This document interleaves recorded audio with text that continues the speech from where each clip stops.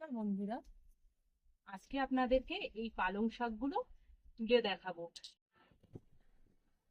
আপনাদেরকে আগেও আমি হারভেস্টিং করে দেখিয়েছি, তো আজকে পুরো গোড়া সমেত তুলে নেব। হাফটা তুলবো, আবার এইদিকে কালকে নতুন বীজ লাগিয়ে দেব। দেখুন আমি গাছগুলোকে তুলে নিচ্ছি। আগেও 3বার তুলে নিয়েছি পালং শাকগুলো, আর আজকে পুরোটা গোড়া থেকে তুলে নিচ্ছি। হাফ মতো তুলে নেব, হাফেই আমার কাজ চলে যাবে।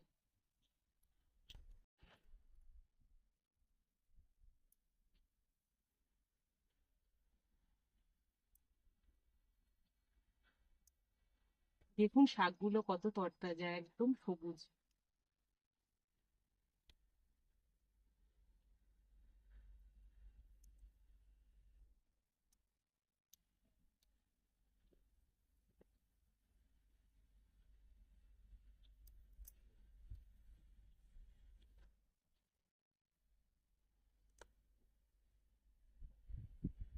ব্যাস এতটা মতোই তুলবো, আর তুলবো না।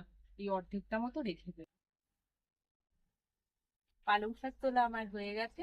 আর আগে তো দেখিয়েছিলাম ধনে বীজ লাগিয়েছিলাম, তো এখন কিছু ধনে পাতাও আমি তুলে নেব। চলুন আপনাদেরকে দেখিয়ে দিই এবার।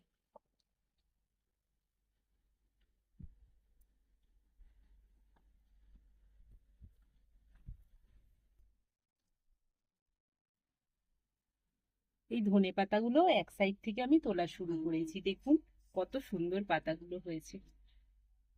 এই একটা সাইড থেকে ফাঁকা করতে থাকছি।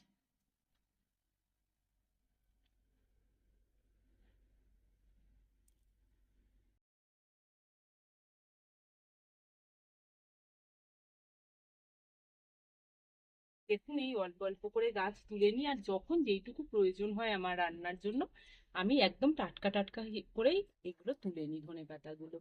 আপনারাও ছাদেতে এরকম ছোটখাটো ধনে পাতা বলুন, পালং শাক বলুন, এগুলো লাগিয়ে নেন, তাহলে দেখবেন প্রয়োজনে ছাদ থেকে নিয়েই কাজ চালিয়ে নিতে পারবেন। আমার ছাদে যেহেতু জায়গা কম, আর এই একটা ট্রের মধ্যেই আমি ধনেপাতা গাছগুলো করে থাকি, তাই আমি এই দিকটা শেষ করতে করতে আবার এই দিকটাতে নতুন বীজ লাগিয়ে দেব।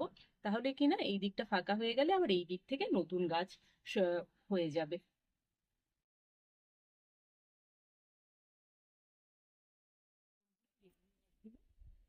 কত ছোট ছোট বসিয়েছিলাম, আর এই দেখুন কত বড় হয়ে গেছে।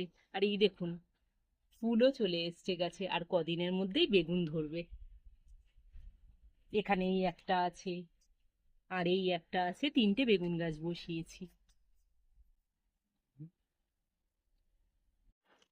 দেখুন আপনাদেরকে পুরনো এই লঙ্কা গাছটা দেখাচ্ছি। এখানে দেখুন কত লঙ্কা হয়েছে, ভরে রয়েছে লঙ্কাতে। আর এর থেকেই বীজ নিয়ে আমি আরো 3খানা চারা করেছি, ওগুলো দেখাবো। দেখাই আসুন।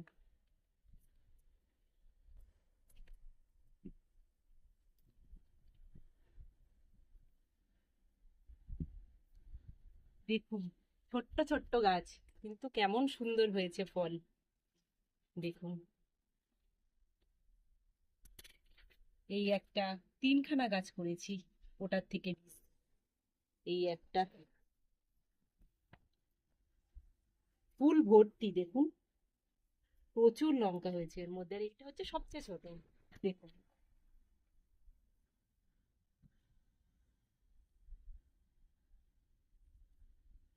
আমার আর বাজার থেকে লঙ্কা কিনতে হয় না এখন, সব এই গাছের থেকে নিয়েই হয়ে যায়।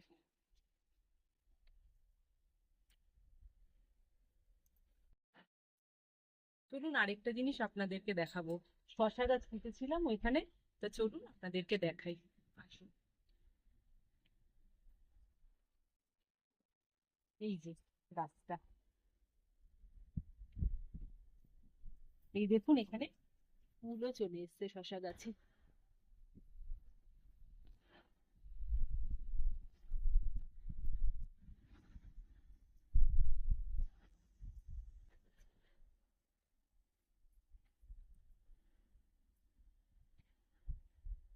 আজকের মতো এই পর্যন্তই। পরবর্তী আবার ভিডিওতে আপনাদের সাথে